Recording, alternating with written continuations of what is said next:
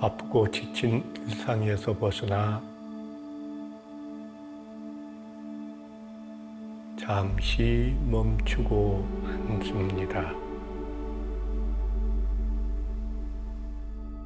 상체를 앞으로 숙였다가 가볍게 흔들며 일어납니다. 허리는 곧게 세우고 가슴은 앞쪽으로 쭉 내밀어줍니다. 다리는 바닥에 안정되게 두고 팔은 몸통과 다리 위에 붙이고 손은 무릎이나 배꼽 아래 편안하게 내려둡니다. 턱은 가볍게 당겨 정수리가 천장을 향하게 합니다. 시선은 가볍게 아래로 툭 떨어뜨리거나 살포시 눈을 감아도 좋습니다. 혀는 윗니 뒤쪽 입 천장에 닿게 하고 평안한 마음과 미소 띤 얼굴로 자리합니다. 깊이 숨을 들이마시고 내쉽니다. 들숨, 날숨, 들숨, 날숨. 호흡을 따라 밖으로 나간 마음을 안으로 불러들입니다. 자, 이제 명령하거나 생각하는 호흡이 아니라 자연히 드나드는 호흡을 가만히 지켜만 봅니다. 코 앞에서 숨이 들어오고 나가는 느낌, 또는 아랫배가 불러오고 꺼지는 느낌, 또는 들어오고 나감에 따라 숫자를 세도 좋습니다. 하나, 둘, 셋. 생각이 나면 나는 대로 내버려 두고 다시 호흡으로 돌아옵니다. 들숨, 날숨, 들숨, 날숨. 몸과 함께 호흡이 평안해지면 마음 또한 평안하고 고요한 상태로 접어듭니다. 가버린 과거의 흐상이나 막연한 미래에 대한 고민일랑 놓아버리고 오직 지금 여기 이 순간에 주의를 기울입니다. 집착도 판단도 저항조차 없이 있는 그대로의 이 순간을 오롯이 받아들입니다. 들숨, 날숨, 들숨, 날숨. 고요합니다. 평안합니다. 행복합니다.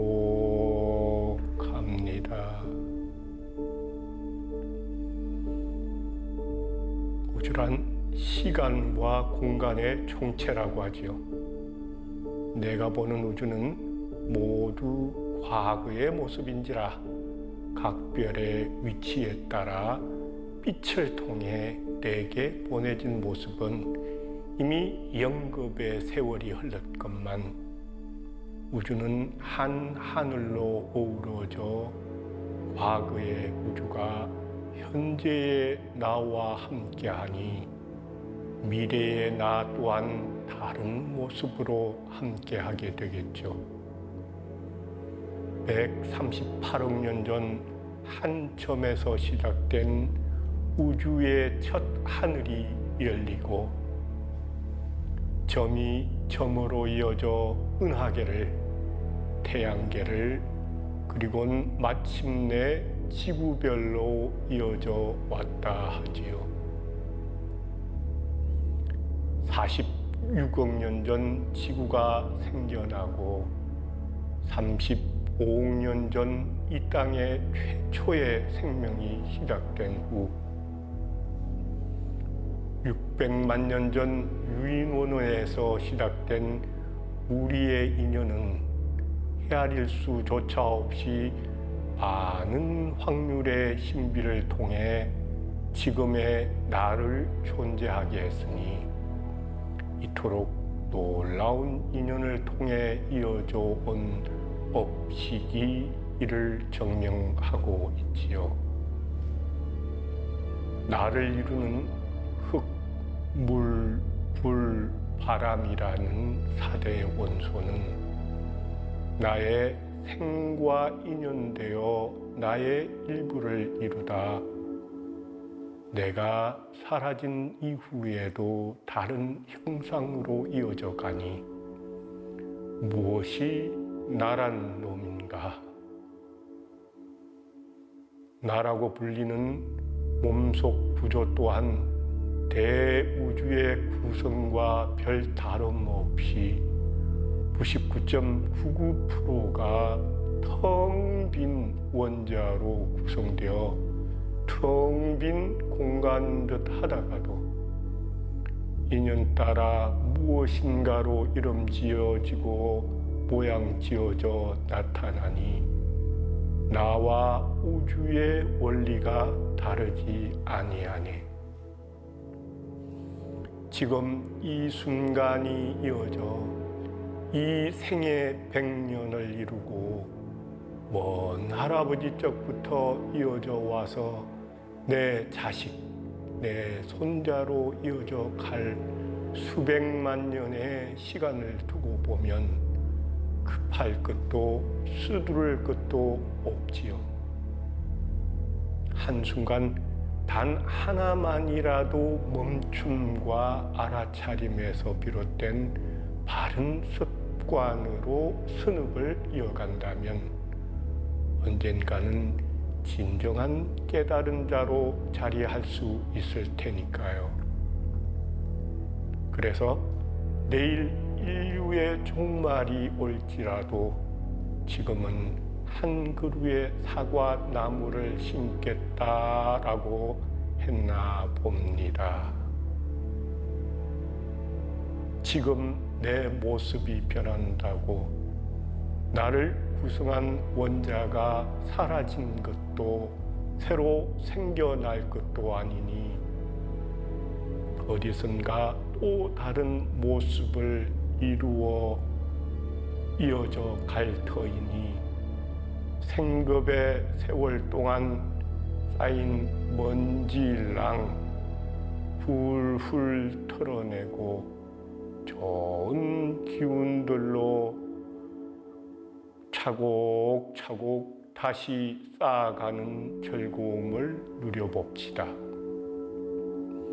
저 멀리가 아니라 바로 내가 앉은 자리, 지금 여기에 아름다움이 모든 진리가 오롯이 다 존재하니 지금 여기 이 자리에서 시작해 봅시다.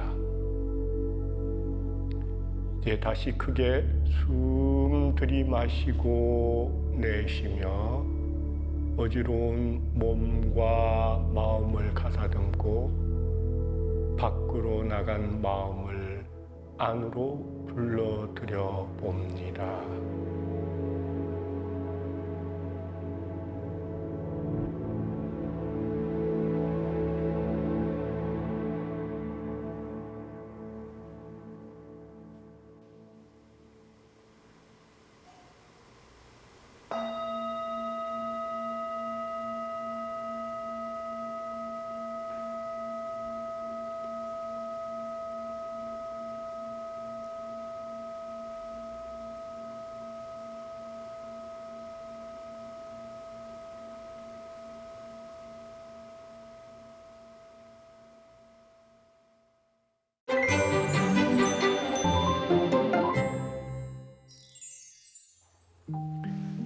안녕하세요. 사단법인 한국명상총협회 이용태 교수입니다. 오늘은 여러분들과 함께 이 뭐고 스티브 잡스 선명상에서 답을 찾다라는 주제로 얘기 나눠보도록 하겠습니다. 자, 이 뭐고 이것이 뭐죠? 네, 힌트를 드린다면 금강경 속에 나오는 구절을 연상하면서 이 얘기를 함께 들어주시기 바랍니다. 응무소주 이생기심 그 어디에도 머무러 몹시 그 마음을 내주어라. 네, 이 메시지로 진행하도록 하겠습니다. 자, 우리는 스티브 잡스 그가 창업했던 회사 애플을 혁신의 아이콘이다라는 표현을 많이 씁니다. 과연 애플은 혁신의 아이콘이 맞을까요? 네, 스티브 잡스는 샌프란시스코 인근 팔로알토 지역에서 조그만 창고에서부터 시작을 하게 됩니다. 네, 처음 했던 게 컴퓨터죠. 네, 세상에 애플의 첫 제품으로 내놓았던 게 1983년에 리사라는 컴퓨터입니다. 네, 일체형 컴퓨터죠. 네, 그러면 스티브 잡스는 애플은 컴퓨터를 개발했나요? 아니죠. 네, 컴퓨터를 개발했던 게 아니죠. 어떻게 보면 조립이죠. 마치 용산에서 우리가 부품 갖다가 만들듯이. 네, 진정한 창조나 발명이라고 얘기할 수는 없죠. 그런데 일체형이라는 아이디어를 집어넣게 됐습니다. 그래서 리사라는 최초의 컴퓨터는 실패작이었지만 초기니까 너무 비싸니까 네, 이어서 다음 해에 아이맥이라는 컬러풀한 일체형 컴퓨터가 등장하게 됩니다. 자, 이 과정에서 애플은 쥐꼬리 같이 생긴 마우스라고 얘기를 하죠. 마우스라는 물건을 하나 더 답니다. 네. 그리고 등장하는 것이 뭐죠? 네. 아이파드라는 제품입니다. 이 아이파드는 어떤 면에서 보면 한국에서 MPC 기술이나 특허가 먼저 나왔다고도 할 정도로 애플은 후발주자에 불과했던 거죠. 네. 소비자들이 좀 더 쉽게 사용할 수 있도록 만들어준 그것밖에는 없죠. 그러다가 마지막 아이파드의 모습이 2007년에 처음 스마트폰이란 거를 애플이 내놓으면서 가졌던 그 모양을 아이파드 마지막 단계에서 유사한 형태로 가게 됩니다. 네, 거기까지죠. 자, 이 과정에서 과연 애플은 무엇을 했는가? 진정한 혁신이 맞는가? 네, 일체형 컴퓨터라는 개념은 이전에도 있었다.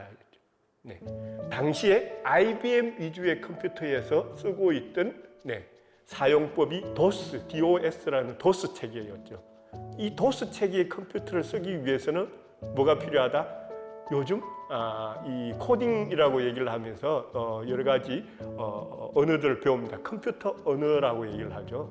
당시의 컴퓨터는 컴퓨터 언어에 대한 교육을 받아야만 사용할 수 있는 물건이었다라는 거죠. 근데 요거를 애플이 뭘 했다?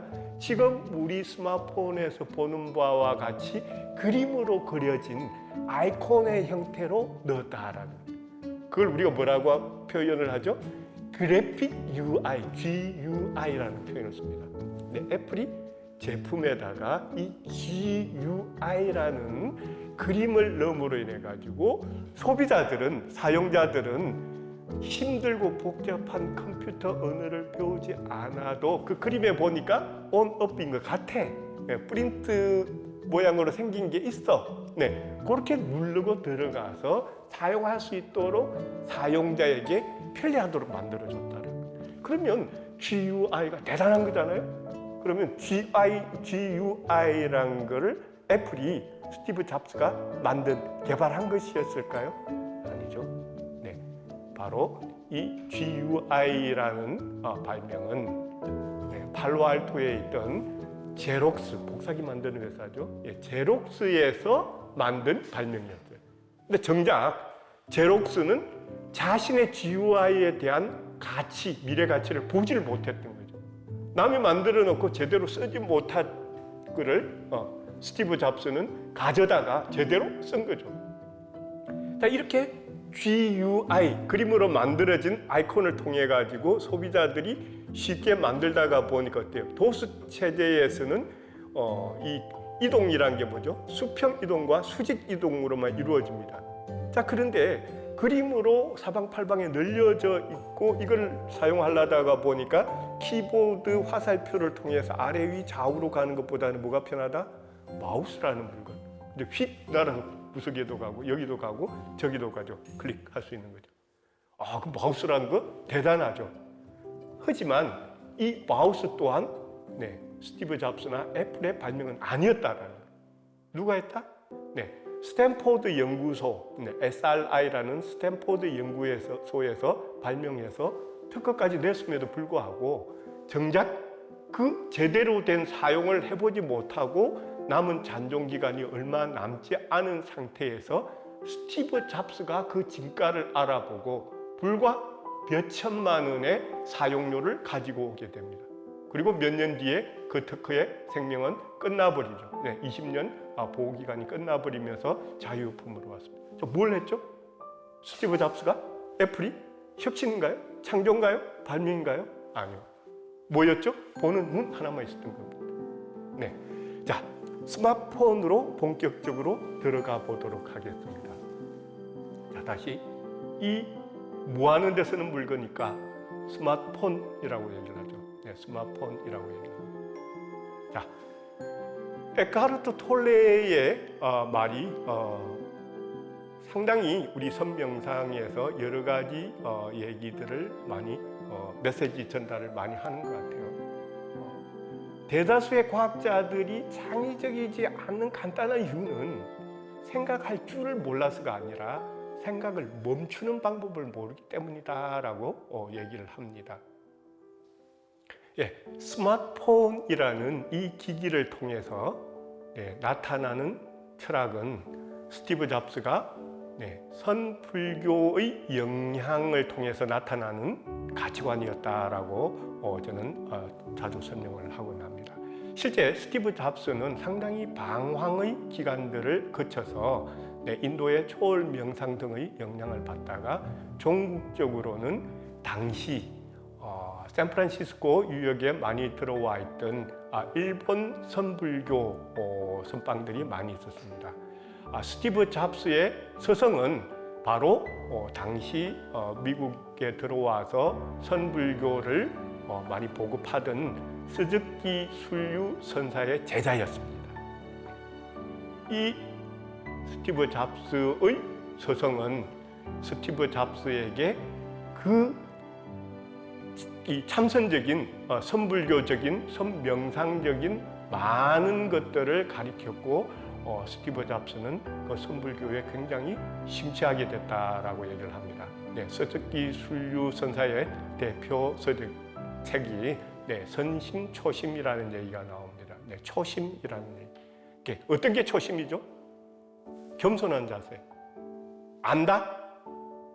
내세운다가 아니라 어린아이 아무것도 모르니까 뭐라고 그래요? 눈을 총알하게 뜨고 총명하게 뜨고 보려고 눈 반짝반짝 그리면서 사물에 대해서 골몰하게 쳐다보고 배우려는 자세입니다. 바로 이거죠. 열린 자세에서부터 접근하게 되는 거죠. 안다가 아니라 체험이 아니라 비움.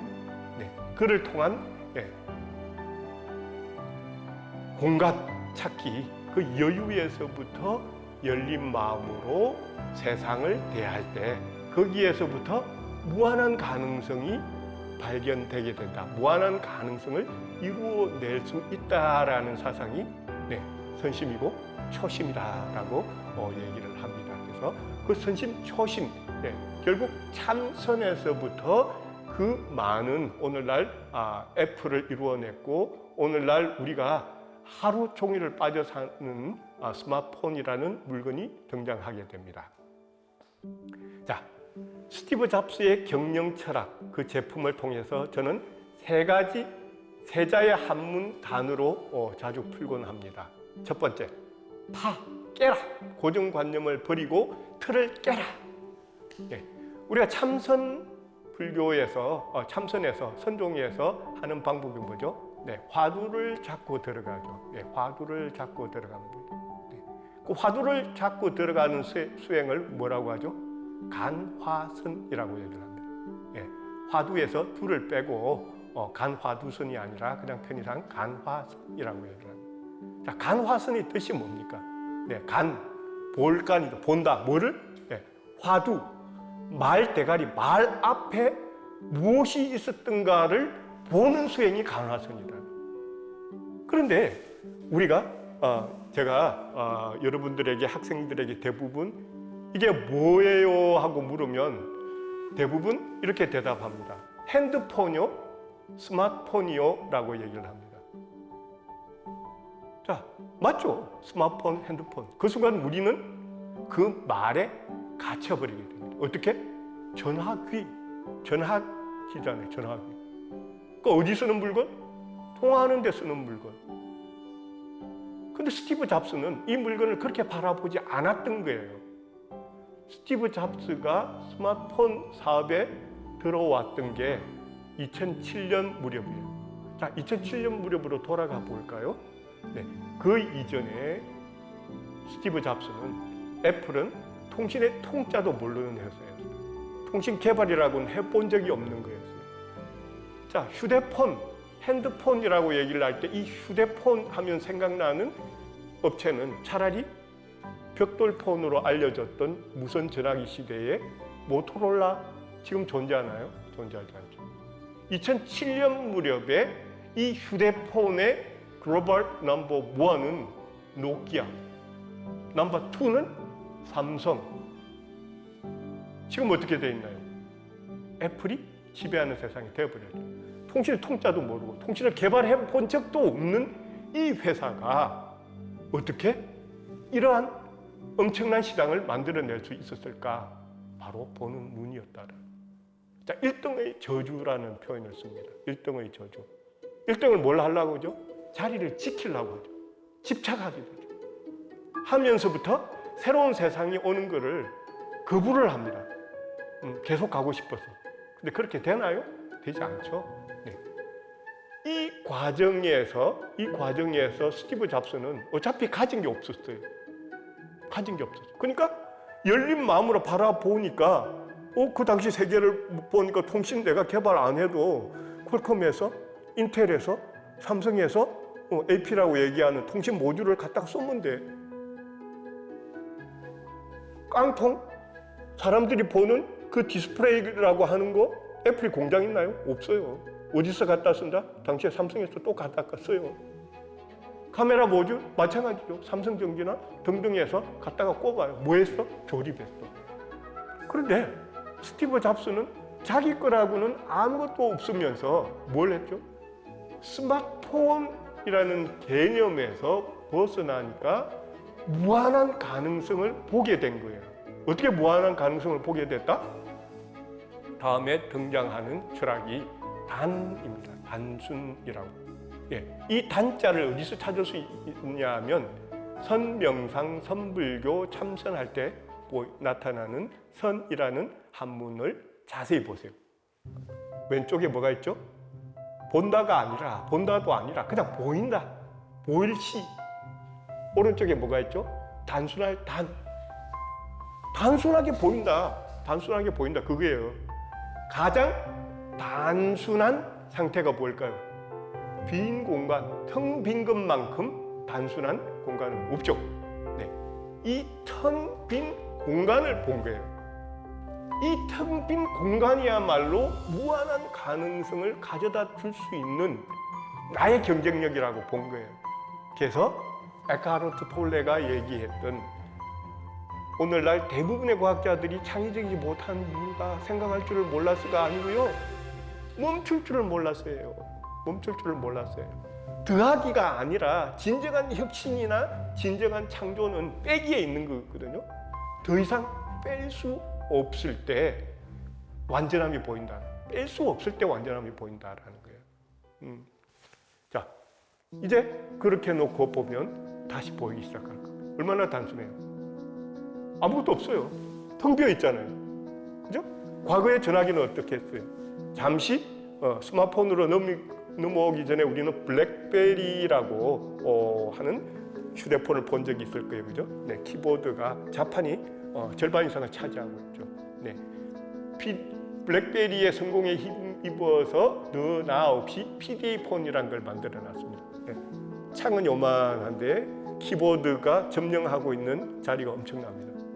자, 키보드가 점령하고 있으니 입력하는 거 왜 쓸 수 있는 공간이 못 되는 거죠. 네, 아무 데도 쓸 수 없는 공간으로 그것밖에는 못 쓰는 거예요. 그런데 텅 비워놓고 나니 어떻게 돼요? 텅 비워놓고 나니 그냥 하고 싶은 대로 하는 거예요. 그죠? 하고 싶은 대로 어떻게? 아까 개념을 깨고 나니까 이 스마트폰이라는 게 더 이상 전화기가 아니라고. 여러분들 실제 하루에 스마트폰을 가지고 전화기라는 개념에 묶여 있나요? 아니죠. 통화 몇 번 하세요? 아마 하루 종일 한 통화도 안 하는 분도 있을 거예요. 그죠? 네. 그럼 뭘 하세요? 어떤 분은 사진 찍고, 어떤 분은 영화 보고, 어떤 분은 음악 듣고, 어떤 분은 채팅하고. 각자 하고 싶은 대로 하는 거예요. 그리고는 어떻게 돼요? 이 기능을 하고 난 다음에 그 다음에 일어서면 어때요? 다시 말짝 도루묵이 되죠. 네? 또다시 빈 공간이 되게 됩니다. 이 빈 공간이 되니까 그 다음 하고 싶은 거 하고 또 하고 또 하고. 이게 진정한 무한한 가능성이다. 깼기 때문에 이런 무한한 가능성이 왔고 단순하게 바라봤기 때문에 모든 것, 그 어떤 거든 집어넣을 수 있다는 거예요. 이 단에서 또 나타나는 게 뭐냐면 이런 복잡한 경계와 규칙을 깨라. 그렇게 해서 단순하게 만들어라는 게 나옵니다. 어떻게? 자, 우리가 스마트폰을 사용할 때 어떻게 하죠? 파워 켜고 그러면 창 뜨고, 그죠? 창 뜨면 여러 가지 아이콘 중에서 내가 쓰고 싶은 기능을 클릭하면 그 기능으로 넘어가죠. 넘어가고 난 다음에 그 다음 여러분들 뭐 하세요? 플레이. 몇 번 했어요?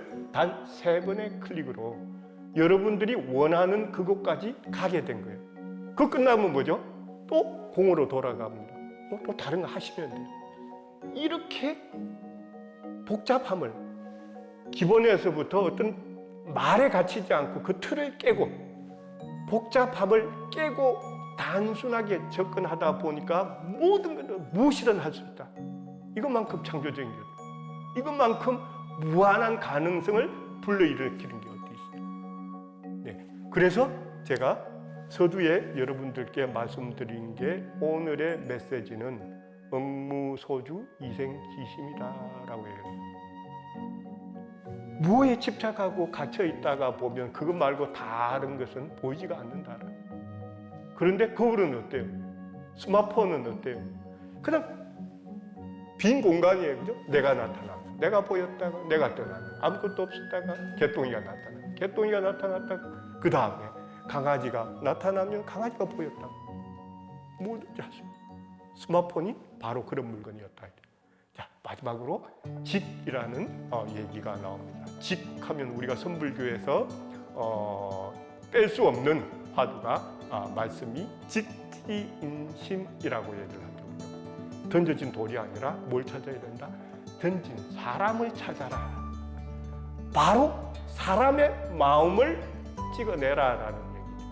네, 그래서 이 스마트폰을 통해서도 나타나는 예의가 이런 겁니다. GUI라든지 비워두고 여러 가지 기능이 나타난 게 진정으로 이 물건을 필요로 하는 소비자의 관점에서 접근하는 개발자가 아니라 복잡한 생각을 가진 기술자가 아니라 소비자가 뭘 원하는가를 정확하게 보라.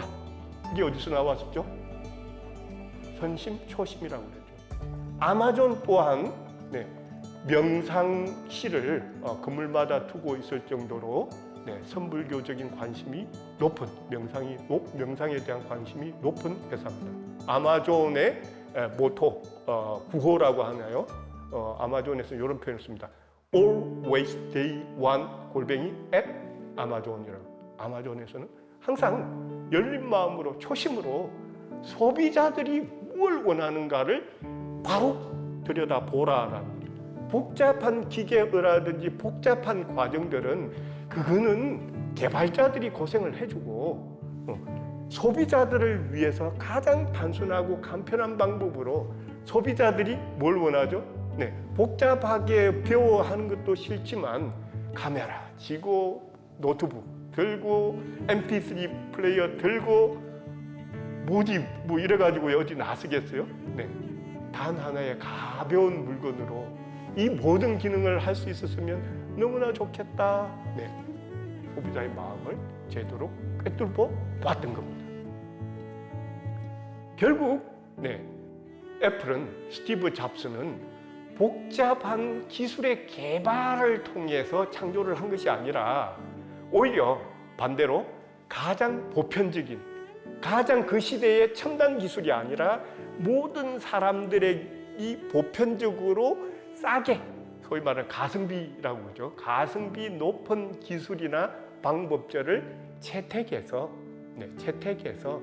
소비자들이 원하는 그 답을 주기 위한 여기에 키가 있었다. 성공의 열쇠는 바로 거기에 있었다라는 것이고 그 사상은 바로 선불교에서 온 것이었다라는 겁니다.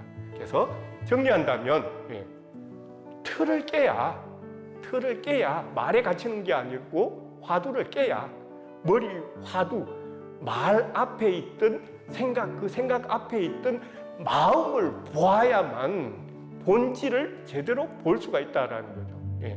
이 틀을 깨니 복잡한 규칙이나 경계가 없이 단순하게 훅 들어오는 가장 단순한 공간이 비어 있는 게 보이는 거죠. 이렇게 단순하게 비우고 놓고 보니 비로소 무한한 가능성이 뻔히 들여다 보이게 된다.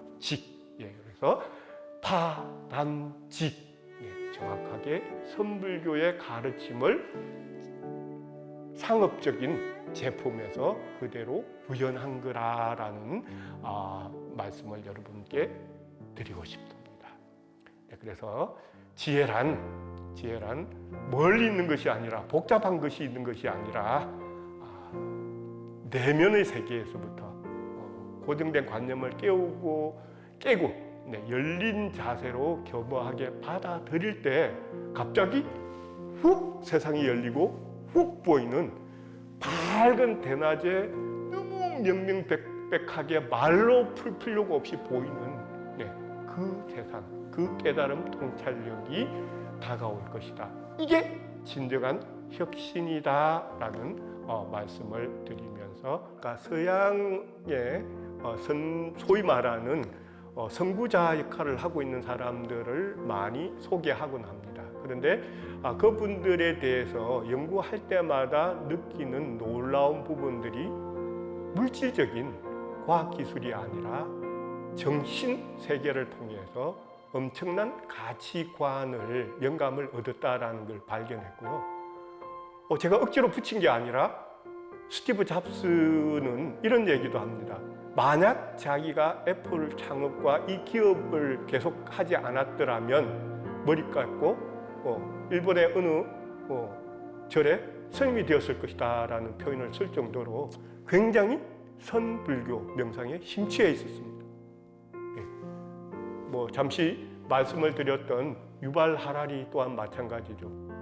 영국에서 공부하는 동안에 우연히 명상에 접하게 되고 이 명상을 통해서 무엇이 진짜인지 역사 속에서 나타나는 그 사건들을 통해서 제대로 볼 수 있는 해안이 생겼고 이 해안을 통해 가지고 인류의 역사를 재조명하고 미래를 바라본 결과 사피엔스라는 책, 호모 데우스라는 책 이런 유명한 명저들을 남기게 된 만들게 된 그 배경에는 바로 명상이라는 세계가 있었다라는 거예요. 그래서 오히려 과학적인 걸 좋아하고 복잡한 과학 기술을 다루는 사람일수록 놀랍게도 정신세계 그 중에서도 명상에 심취해 있었다라는 얘기들을 여러분들에게 들려드리고 싶어서 명상 불교는 뒤떨어진 종교다, 뒤떨어진 믿음이다가 아니라 불교야말로 명상이야말로 이 명상은 불교의 뿌리를 두고 나왔던 것이고 이 불교 명상이야말로 진정한 인간 중심의 세계, 인본주의를 실현하는, 그래서 불교는 신학이 아니다. 신과 인간과의 수직적인 절대 관계에 있는 것이 아니라 뭐죠? 모든 사람들이 불성을 가졌다라고 얘기를 하잖아요. 그죠? 네, 인간 존중, 인간 중심의 철학 인문학이다. 그래서 오히려 과학적이고 인문학적이기 때문에 서양 사람들의 사고에 더 현대인 기준으로는 최소한 맞았는지 모르겠다. 그래서 많은 우리가 존경하는 선구자라는 사람들이 명상을 통해서 얼마나 큰 힘을 받았는가. 그래서 가장 한국적인, 가장 세계적인 것은 오히려 가장 한국적인 것에서부터 찾아야 된다라는 말과 어떤 면에서는 맥락이 닿는지도 모르겠습니다. 오늘도 여러분들과 함께 복잡한 얘기지만 우리 주위에서 항상 품고 사는 스마트폰을 통해서 참선, 그 명상의 진가를 돌아봤습니다. 자, 오늘도 건강 행복하시고요. 다음 시간까지 항상 행복하기를 바라면서 접습니다. 감사합니다.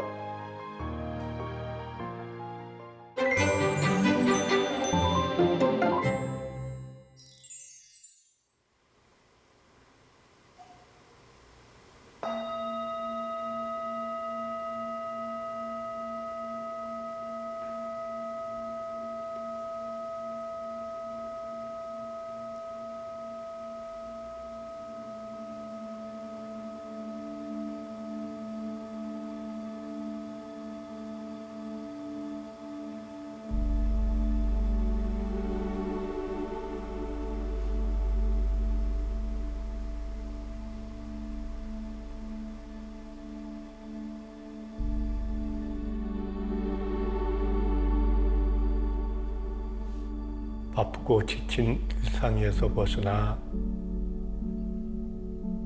잠시 멈추고 앉습니다.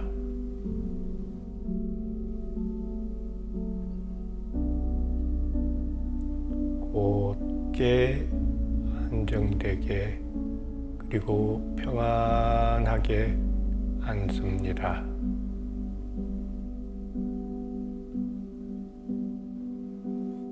크게 3번 깊이 숨을 내쉬고 들이마시며 밖으로 나간 마음을 안으로 불러들입니다.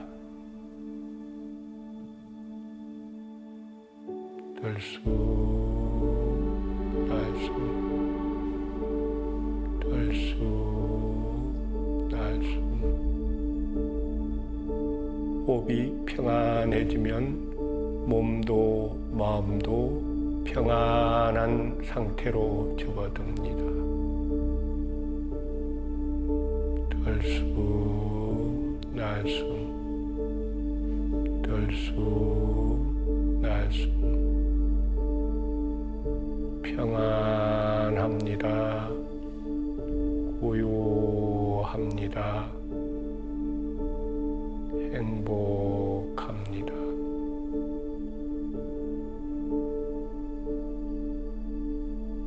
가만히 앉아서 내면을 들여다보면 우리의 마음이 불안하고 산란하다는 것을 알게 됩니다. 하지만 시간이 흐르면 마음속 불안의 파도는 점차 잦아들고 그러다 보면 미묘한 무언가를 감지할 수도 있는 여백이 생겨납니다. 바로 이때 우리의 직관이 깨어나기 시작하고 세상을 좀 더 명료하게 바라보며 현재에 보다 충실하게 됩니다. 이것이 바로 마음의 수양이며 지속적으로 훈련해야 하는 것입니다.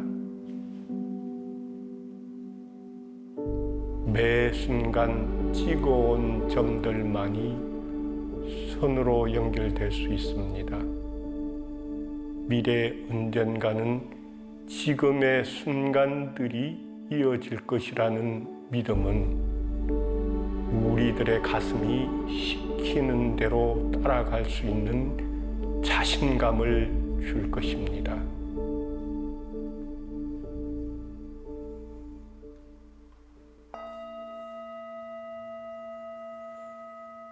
이제 천천히 눈을 뜨고 일상으로 돌아옵니다. 명상 중에 얻었던 사랑, 용서, 감사로 이웃과 자연을 맞이합니다. 늘 건강하고 행복하세요. 감사합니다.